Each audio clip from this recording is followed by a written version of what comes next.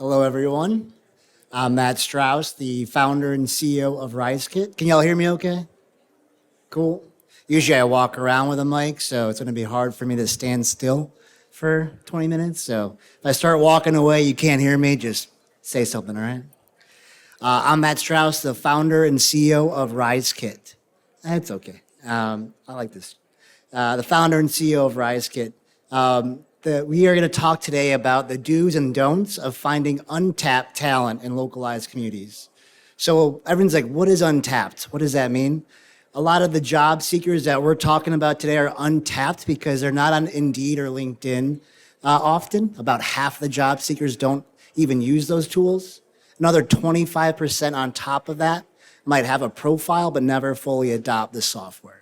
So these are job seekers that are a little bit more time-consuming to find typically, but if done right, low cost and awesome. I'm Matt Strauss, the founder and CEO of RiseKit. We're actually in 33 states across the country, and we make it easier for companies to source untapped talent from the communities. Today we'll have a little bit more fun too. So I know it's Vegas, and it's afternoon, so we'll make sure we have a few jokes in here today.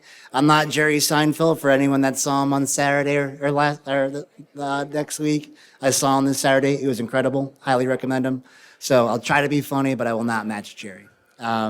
Also, I'm a diehard Chicago Cubs fan and Liverpool fan for anyone that likes sports. But over the last, there you go, got one. There you go. But yeah, over the last 5 years, I've been growing this social enterprise out, where we're actually now in 33 states and just partner with some national foundations and corporations.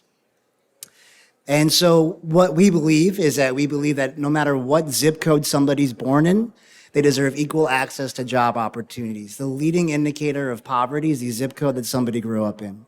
And if you didn't know this, there's about $1 trillion, $1 trillion a year that are grants and donations to overlooked and under-resourced community nonprofits. There's 200,000 nonprofits in our country that have access to untapped talent. 200,000. I live in Chicago, or Cook County. There's 4,500 nonprofits in just Cook County alone that have access to hourly, entry-level, and untapped job seekers. It's a lot, right?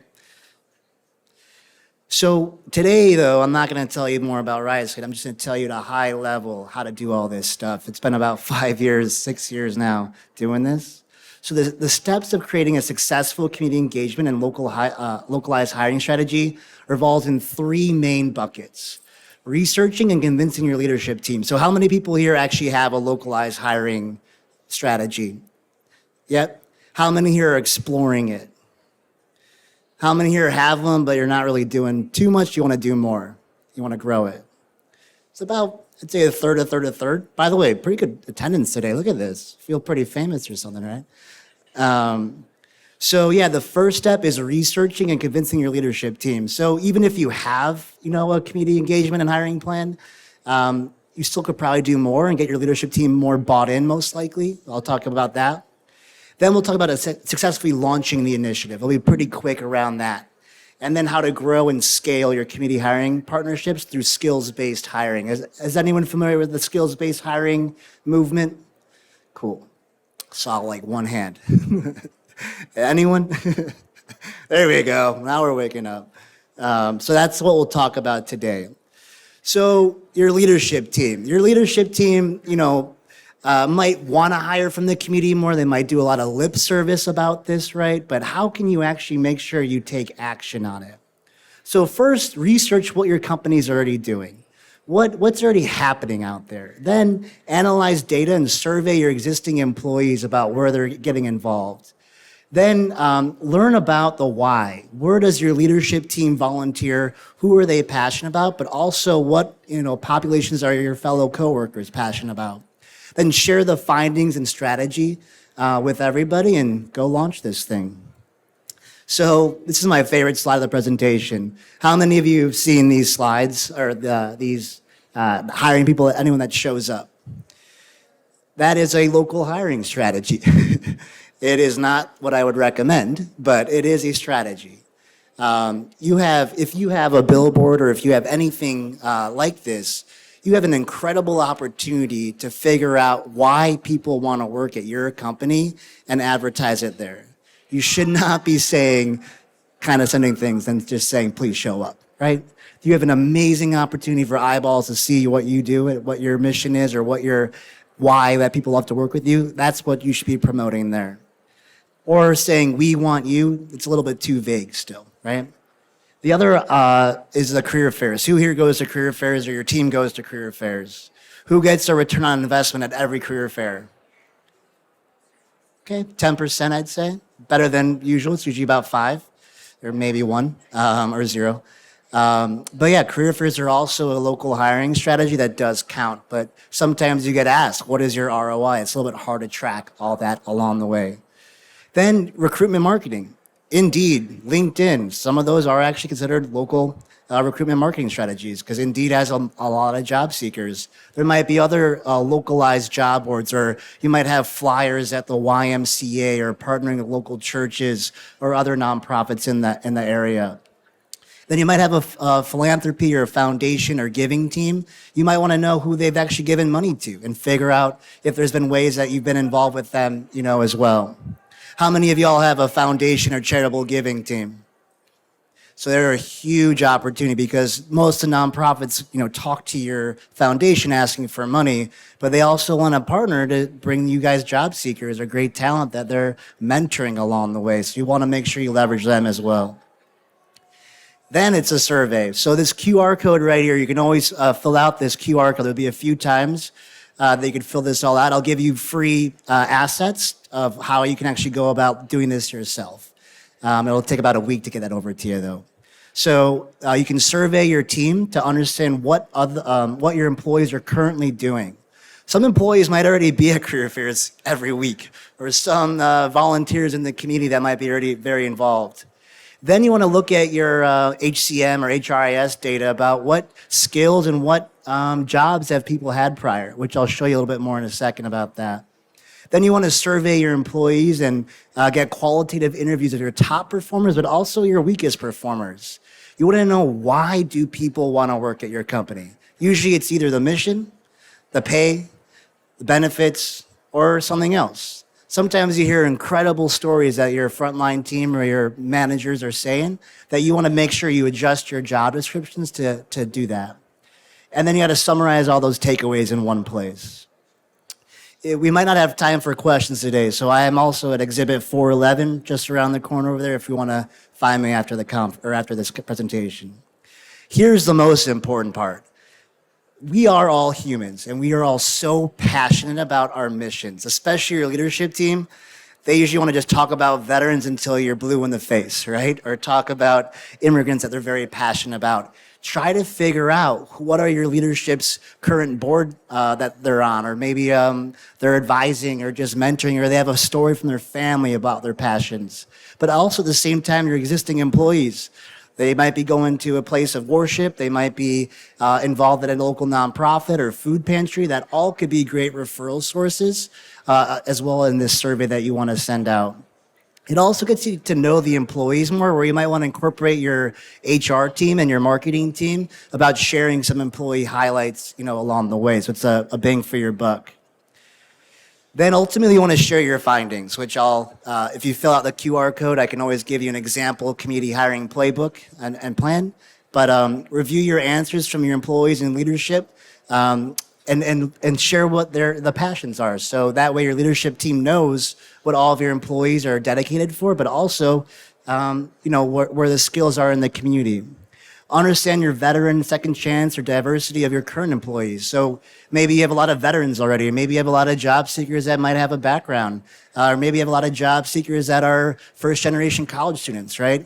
If you have a huge density, just say about 10% or more, which is typically enough, that might be where you want to start, because that shows that you can create a culture around the onboarding of those types of employees to make it easier for people to adjust to a new culture at a company. And last, who here are federal contractors? Who here has a headache with affirmative action and OFCCP tracking? Okay, some people are lying, but we'll take it.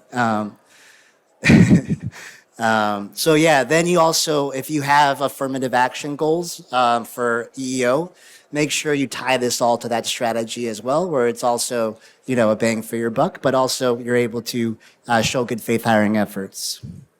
So now I'm on to phase two. It's time to successfully launch your community hiring initiatives. You might want to, you must adjust your job descriptions first. So based on that employee feedback, you might want to have the top of your job be about the mission, about the pay, about the culture, or whatever it really sticks out. I promise you, when you interview your top employees, it's going to be the same three things that you're going to keep hearing over and over, that you're going to want to really focus on that. Expectations and pay. You got to be very transparent. I know some of you aren't able to, given your industry, but as much as you can, show a range if possible, as much as you can. You don't want to waste your time in interview processes or interview steps when people don't know the actual pay. Healthcare benefits and other benefits are often in under-resourced communities not always thought of, right? A lot of our jobs used on our software work temporary job to temporary job. And if you have benefits that are very strong, really promote that because it really gets job seekers very excited. And skills and prior experiences. You'd be surprised that a job title is quite confusing at times compared to what the responsibilities are. So try to break that down by skills. And then also talk about the upward mobility. Then create the content. So we recommend updated recruitment marketing videos, set up employer webinars about what your jobs are like, and create a centralized list of your existing community partners that maybe your employees already work with or volunteer with along the way. That list should be on an Excel file or Microsoft Office or Google Sheets so everybody can collaborate. You can even put that in your survey to get as much information as possible. Then go launch it, right? The thing I highly recommend for everybody is, this is a lot of work at times, right? But you got to launch. It's never going to be perfect. Life is never perfect trying to hire from the community. But once you start doing it, it starts to work. So create that list and keep updating that list, host webinars, share job emails, and continue the outreach to find more community partners along the way. But now here's where it gets fun.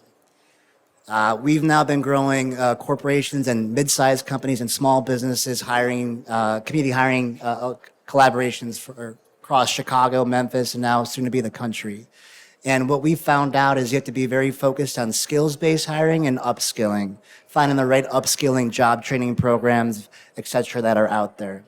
Then your ATS is quite important. If you don't have an ATS, it's okay. There's a lot of low-cost ones out there, but I highly recommend Jazz HR if you don't have an ATS just yet. If you do have an ATS, you might want to think about some add-ons to add texting and other tools to make it easier. Then last is finding more community partnerships. There's 200,000 nonprofits in our country.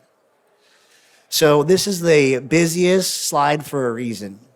Feel free to fill out this QR code, and if you tell me what jobs you want to hire more for, I could actually get you example data about this.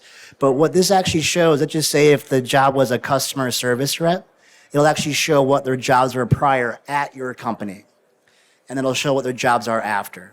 So this can actually help you figure out where you might want to recruit from along the way. You can then use this data to say, okay, I want to target these zip codes or these counties.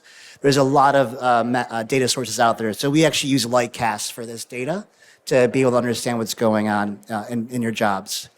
You also will be able to see some of the trends that you've had in job posts along the way too. Then your ATS. So not every ATS is the same, of course. We all know that. And some of the more compliant companies has heavier ATSs, but there's a lot of unique add-ons. Actually, in this room, right, my interview right there, are tools that are out there that you can easily collaborate with job seekers. There's also tools out there that you can easily communicate with local nonprofit partners and job seekers too. And then as much as you can, you want to automate the feedback loop. So who applies, interviewed, hired, and declined. Does anyone know why that's important, that nonprofits need to know that information? Does anyone know why? You get a free gift card if you do, to Starbucks. Exactly. Come by my booth after to 211. Starbucks gift card. So yeah, the nonprofits need to know who gets a application finished, interviewed, hired, declined, and retained, so they can get more grant funding. they have to submit that to their funders, either the federal, state, or county or private funders. And if they don't get that information, they're not going to want to partner with you as much. So, how can you automate that feedback loop as much as you can along the way? Then find more partnerships. So, based on that data, right, the job titles, the skills, the experiences, can you start to research what zip codes are best for your candidates? Or maybe you already know that a lot of your employees are in a certain community or zip code. How do you find nonprofits or organizations in those communities? So then you create a list through Cause IQ. You might have heard of GuideStar, right? There's all these databases out there to find a list of nonprofits. Then you go and create a list of all the staff members that you want to reach out to. Typically, they'll have a workforce development title, a job developer title, maybe executive director or program director. The executive directors want to get funding and donations from you, not as much place jobs with you. So make sure you're trying to find the right titles too. Then use this data to start to do outreach, right? Mass emails to hop on an employer webinar or watch a recording or video of y'all, and then make it easy for them to submit candidates to you along the way. You can also always partner with consultants and technologies out there to figure out how to go about doing that. And RiseKit is actually a tool that does help with this. So yeah, I'm Matt Strauss, the founder and CEO of RiseKit. This was quite a lovely turnout. So thank you all for your passion to hire from the community. It speaks volumes, seriously. Not many talent conferences are this passionate about hiring people that deserve a second chance or their first chance. So round of applause to everybody.